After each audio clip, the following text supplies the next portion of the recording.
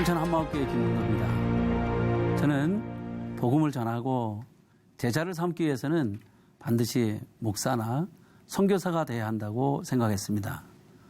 하지만 부활하신 예수님을 만나면서 예수님이 주인인 사람은 다 왕같은 제사장이고 그리스도를 대신한 사실을 깨닫고 목사가 되려고 했던 욕심을 내려놓게 되었습니다.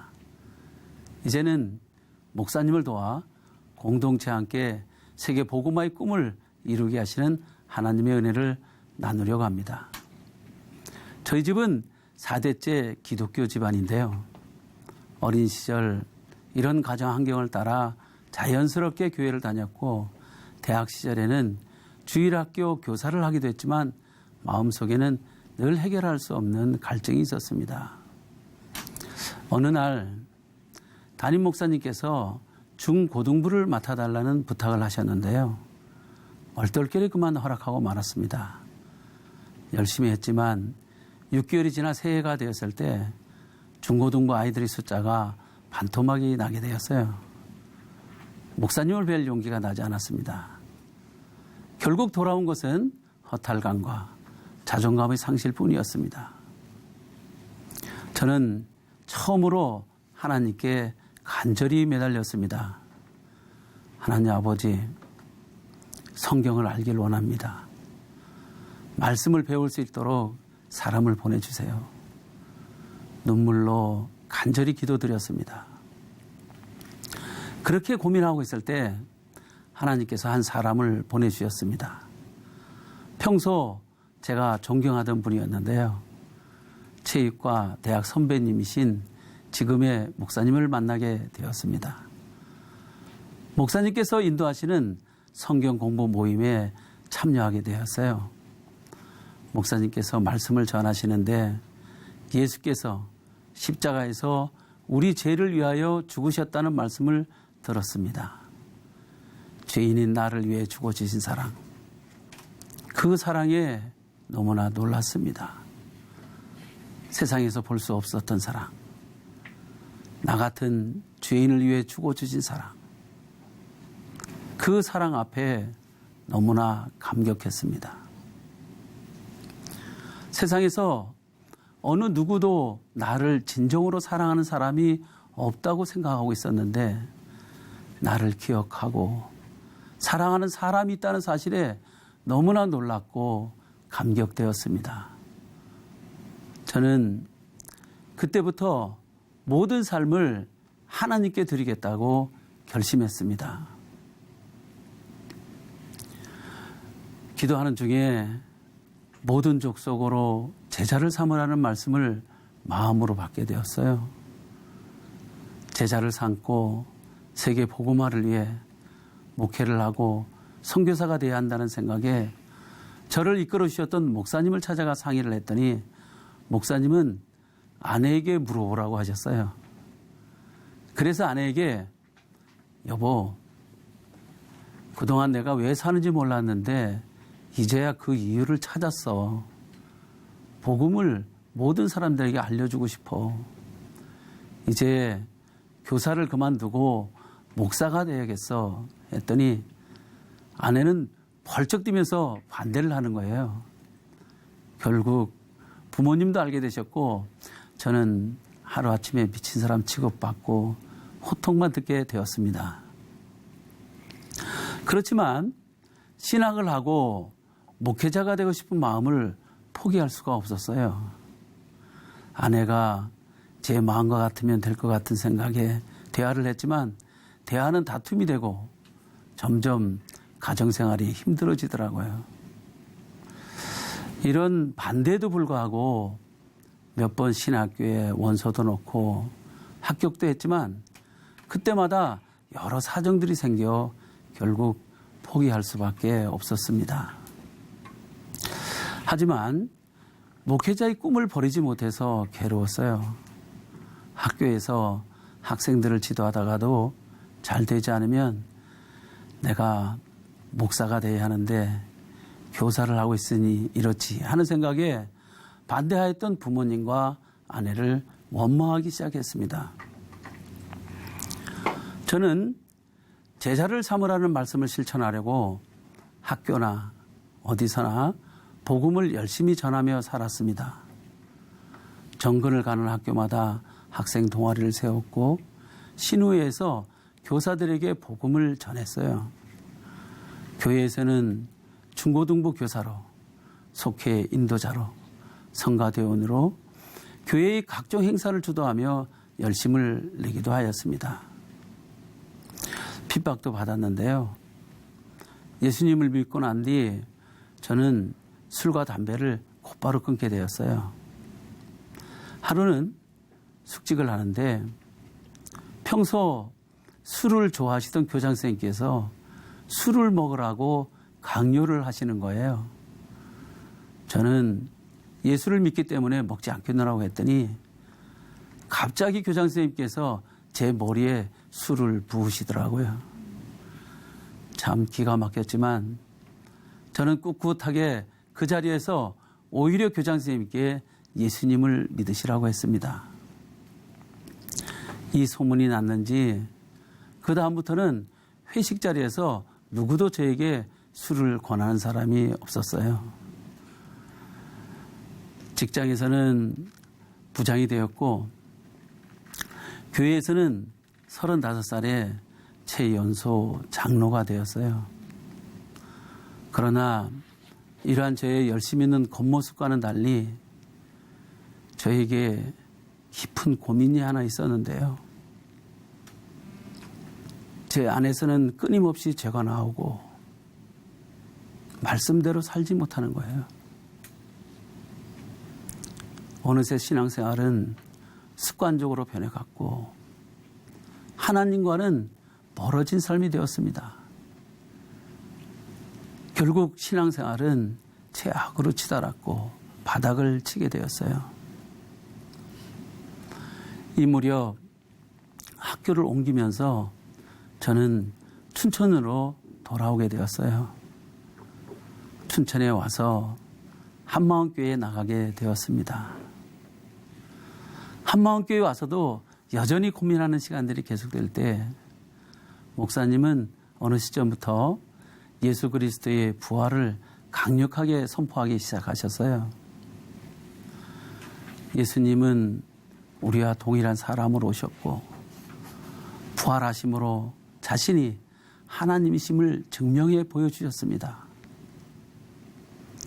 부활로 이분이 전능자 하나님이심을 알게 되는 순간 저는 기절할 뻔했습니다. 십자가 앞에서 도망했던 제자들처럼 저도 예수님을 하나님으로 믿지 않고 있었습니다. 십자가에서 내려와 보라고 그리하면 믿겠노라고 했던 사람이 바로 저였습니다. 내가 믿지 않고 있었구나.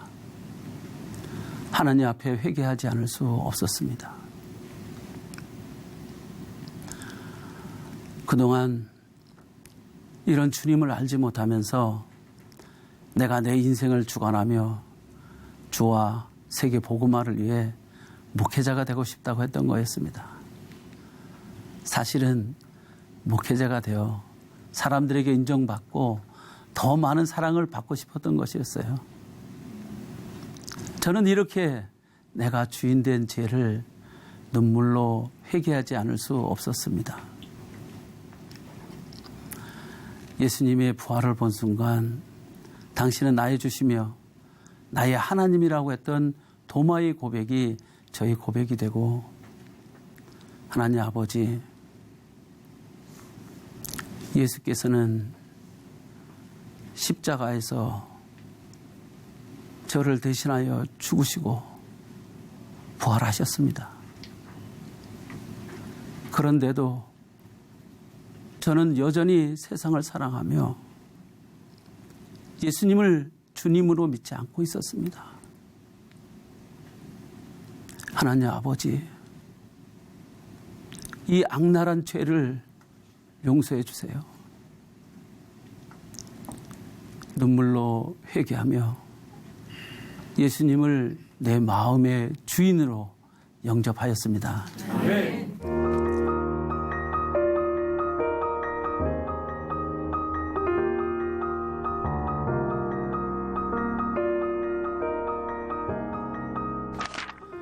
부활하신 예수님과 하나가 되니 예수님 안에 있는 것을 다 가진 자 되어 왕같은 제사장으로 그리스도를 대신한 사신으로 영원한 것을 소망하며 살게 되었습니다.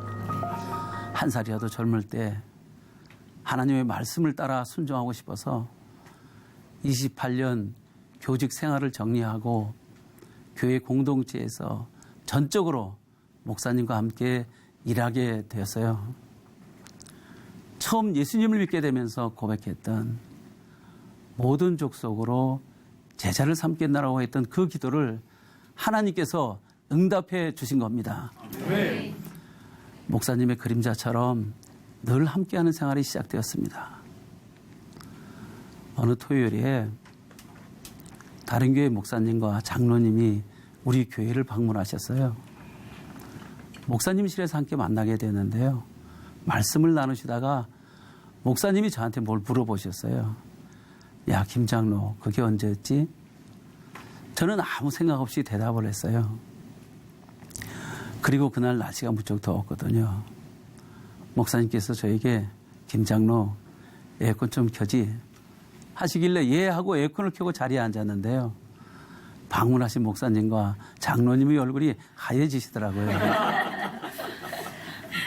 목사님이 장로에게 그렇게 말씀하시고 또 장로가 그렇게 하는 것을 처음 봤다는 거예요. 목사와 장로 사이가 아니라 마치 형제지간 같다고 놀라시더라고요. 목사님과 함께한 지 얼마 되지 않아 그야말로 천천병력 같은 일이 생겼습니다. 목사님께서 폐암 진단을 받으신 겁니다. 폐암 진단을 받던 날 저는 대기실에서 앉아서 우리 교회에서 발행한 부활 책자를 읽고 있었습니다. 목사님께서는 검사 결과를 듣고 오셔서는 아무 말 없이 제 뒷자리에 앉으셨어요. 저는 계산대에 갔고 거기서 목사님이 폐암이라는 사실을 알게 되었습니다. 아무 생각도 할 수 없었습니다. 생각을 어떻게 정리해야 할지, 이 상황이 도대체 어떤 것인지, 이 말도 안 되는 상황에 돌아서서 통곡을 할 수밖에 없었습니다. 목사님은 성도들이 놀랄까 봐 이 소식을 교회에 알리지 않으셨는데요. 알게 된 일꾼 몇 명과 가족들은 어서 빨리 수술이든 뭐든 치료를 받자고 했습니다. 그런데 목사님은 제게 한마디를 던지셨습니다. 야, 농도야, 우리 그냥 가자. 저는 울컥했습니다. 목사님의 결단이 담겨 있다는 것을 알 수 있었어요. 감히 토를 달 수 없었고 안 된다고 할 수도 없었습니다. 수술을 하고 치료를 하면 적어도 몇 개월은 누워서 움직이지 못하니 세계 복음화를 위해 이제 움직이기 시작한 공동체의 전진을 가로막아서는 안 된다는 생각에 목사님은 죽음을 각오하신 것이었습니다. 목사님께서는 교회 공동체가 가는 만큼 목사님이 가신다고 하셨는데요. 목사님께서 이렇게 밖으로 복음을 전하러 다니실 때 공동체는 더욱더 든든히 세워지고 있었어요. 성도들이 부활하신 예수님을 만난 신앙 간증을 방송과 신문 그리고 유튜브를 통하여 세계로 번져갈 수 있도록 이끌어 주셨고요. 목사님과 저는 세계 각지를 다니게 되었어요. 세계는 넓고도 좁았는데 가는 곳곳마다 한국 사람들을 만날 수 있었고 교회가 있었어요. 곳곳의 현장은 각각 달랐습니다. 빈부의 격차가 있었고 인종이 달랐고 문화가 달랐습니다.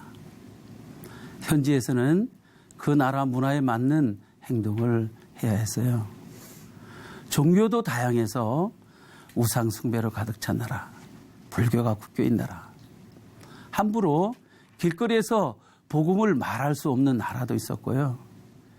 기독교를 바탕으로 세운 나라들에서 복음을 함부로 말할 수 없다는 사실이 참 충격이더라고요. 우리나라와 같이 자유롭게 복음을 전할 수 있다는 사실이 얼마나 큰 축복인지 알게 되었습니다. 저는 내가 주인이 되어 주님을 원망하며 헌시작처럼 주님을 버렸지만 주님은 세계 복음화의 사명을 주시고 이끌어 주셨어요. 예수님이 주인이 되시니 수고하고 무거운 짐을 벗어버리고 진정한 자유함을 마음껏 누리며 살고 있습니다. 아는 것을 믿는 것으로 착각하고 회칠한 무덤과 같았던 저였는데요. 교회 공동체 안에서 목사님이 동역자로 삼아주시고 세계 곳곳을 다니며 보게 하시고 세계 복음화의 꿈을 하나하나 이루어 가시는 하나님께 얼마나 감사한지 모르겠습니다. 목사님과 동행하다 보면 집을 비우는 시간들이 많아요. 그렇게 목회를 반대하던 아내는 지금 적극적으로 저를 후원하고 있습니다. 같이 예수님이 주인이 되니 가정은 더욱더 화목하게 되었어요. 지금 와서 생각해 보니 아내가 목회를 막았던 것이 이때를 위함인 것 같습니다. 그때 목회를 반대한다고 부모님과 아내를 원망했었는데 지금은 오히려 감사하다는 생각이 듭니다. 제가 그렇게 목사가 되려고 했으나 장로로 목사님을 섬기게 된 것은 다 하나님의 온전한 뜻이었습니다. 목사가 되어야만 제자를 삼고 세계 복음화를 위해 복음을 전할 수 있다고 생각한 적이 있었는데요. 목사님이 하시는 모든 일에 기도하는 마음으로 현장에서 늘 함께하며 소망 가운데 살고 있습니다. 저는 지금까지 그랬던 것처럼 앞으로도 하늘이 부르신 상을 따라 세계 복음화를 위해 공동체와 함께 계속 달려가겠습니다. 감사합니다.